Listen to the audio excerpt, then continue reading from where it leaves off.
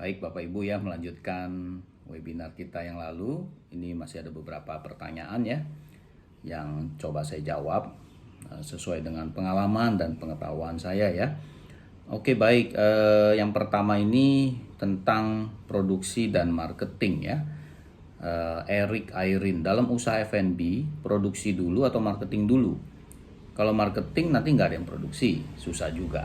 Kalau produksi dulu nggak ada yang beli juga susah. Ya, menarik ya.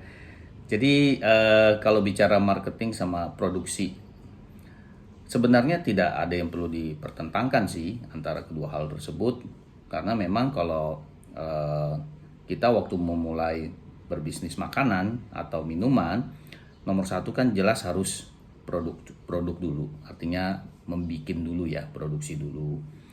Nah, jadi kalau misalkan baru awal-awal, ya tentunya bikin sendiri dengan dibantu keluarga atau beberapa orang.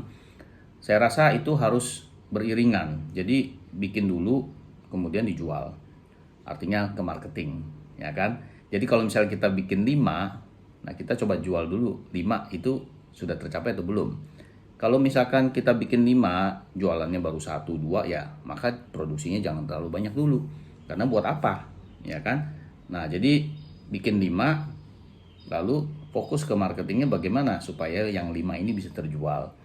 Nah, nanti kalau misalkan penjualannya sudah melebihi 5, maka produksi ini ditingkatkan, bisa jadi 10.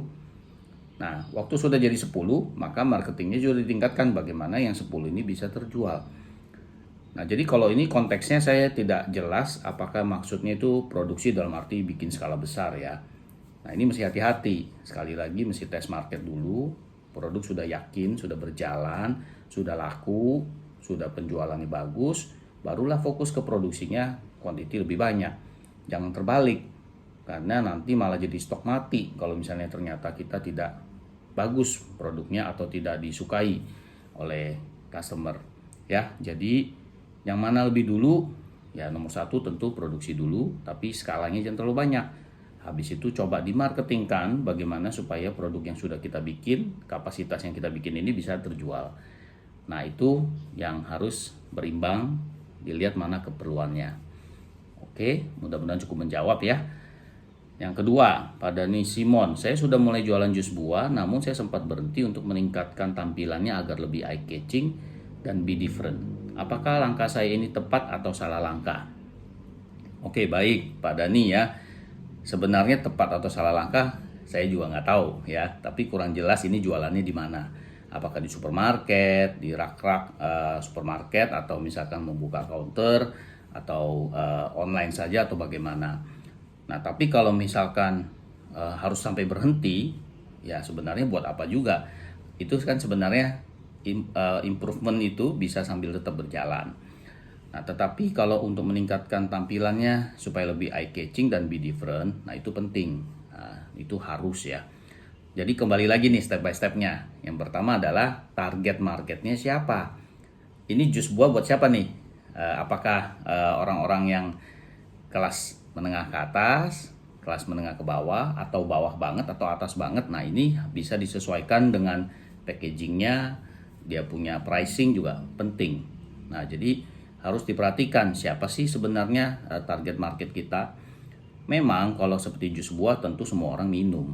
Nah tapi kan porsi terbesarnya yang beli siapa, atau yang kita hendak tuju tuh siapa orangnya, marketnya siapa.